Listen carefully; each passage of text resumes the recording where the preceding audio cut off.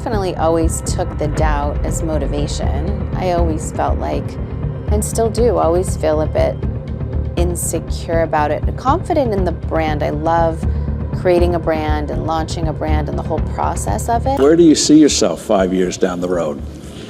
Hopefully, I will still be doing what I'm doing. I really hope to focus on the new brands that I've been launching this year.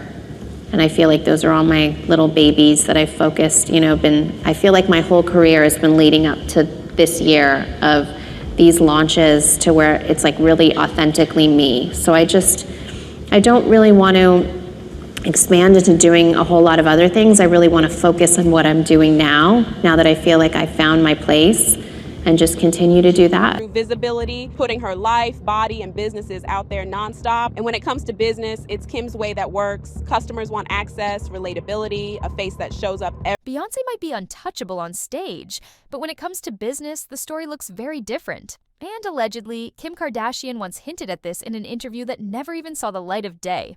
Word is, Kim claimed Beyoncé can't run a business. And honestly, looking at the track record, there might be some truth to it. While Bey can sell out a stadium before Ticketmaster even loads, the Renaissance Tour alone pulled in over $579 million, her ventures off the stage have been far less successful. House of Darion, gone. 22 Days Nutrition, discontinued. And Ivy Park with Adidas? Adidas reportedly expected $250 million in sales, but the line barely hit $40 million before they cut ties in 2023. Compare that to Kim K, who turned reality TV fame into a business empire. Skims alone is valued at a jaw-dropping $4 billion, pulling in $1 billion in sales in 2023 with NBA partnerships and global reach. While Beyoncé rules the stage, Kim rules the boardroom, and the contrast couldn't be clearer. Kim's business game is simple but effective. Every time she posts a casual video in her Skims, the internet eats it up, the inventory sells out instantly, and even Wall Street takes notice. Meanwhile, Beyoncé is giving us cinematic Ivy Park rollouts with horses, smoke, and runway drama. But by the next season, those collections are either nowhere to be found or sitting on clearance racks at half price.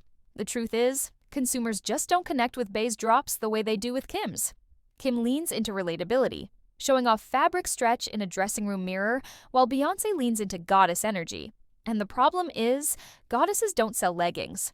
According to insiders, Kim's alleged comments weren't just petty shade at Beyoncé, but a real observation about the difference between star power and business power. Beyoncé's mystique works perfectly in music, but in business, customers want consistency, relatability, and proof that the founder actually uses the product. That's why Kim is cashing billion-dollar checks while Beyoncé's brands keep disappearing faster than Destiny's Child members after an album cycle. So let's be clear, this isn't about who's the bigger star. We already know Beyoncé owns the stage. This is about why Kim Kardashian can whisper Skims and investors scream, while Beyoncé can scream Ivy Park and the sales charts stay silent. Here's the gag.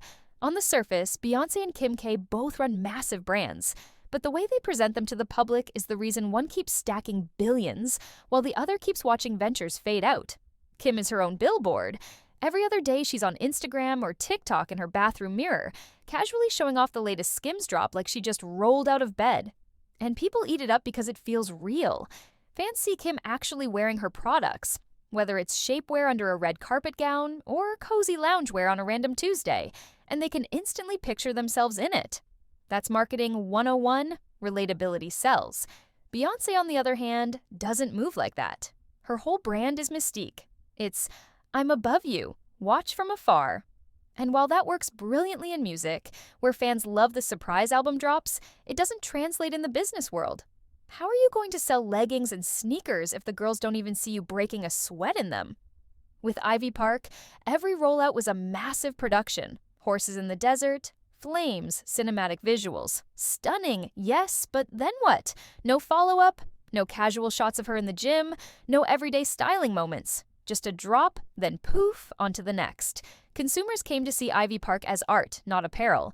And baby, art doesn't pay the rent. Meanwhile, Kim spins. Kim turned Skims into a movement, a full-on cultural reset. When she first launched, people clowned her, saying it was just Spanx 2.0. But the spin was genius. She marketed it as body positivity, inclusivity, and everyday luxury, then backed it up by getting celebs, athletes, and influencers to wear Skims in their actual daily lives, not just in stage campaigns. By the time Beyoncé was trying to convince Adidas to re-up Ivy Park, Kim was announcing partnerships with the NBA, Team USA at the Olympics, and even luxury fashion collabs. That's how you lock in longevity. And let's not pretend Bey didn't try to play the same PR game Kim mastered. Remember that vegan meal plan she launched with her trainer? She tied it to her Coachella prep and sold it as a glamorous health kick. But dietitians dragged it for being too restrictive. The media buzz died. And eventually, Beyoncé quietly ghosted her own product.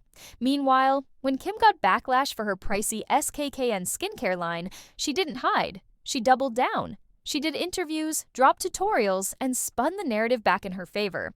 That's the difference. Kim lives in her brands, flaws and all, while Beyoncé treats hers like music videos, polished, mysterious, and then gone. And baby, consumers don't want mystery in. At the end of the day, consumers don't want mystery in their moisturizers or leggings. They want consistency. That's why the public sees Kim as a business mogul fully in control, while Beyoncé comes off as an artist dabbling in ventures she doesn't have the time or energy to maintain. And the numbers don't lie. Skims is thriving because the spin feels authentic, while Ivy Park fizzled out because, for all its flash, it was smoke and mirrors. Now let's put the numbers on the table, because child, the math ain't mathing for Beyoncé when it comes to business. First up, House of Darion.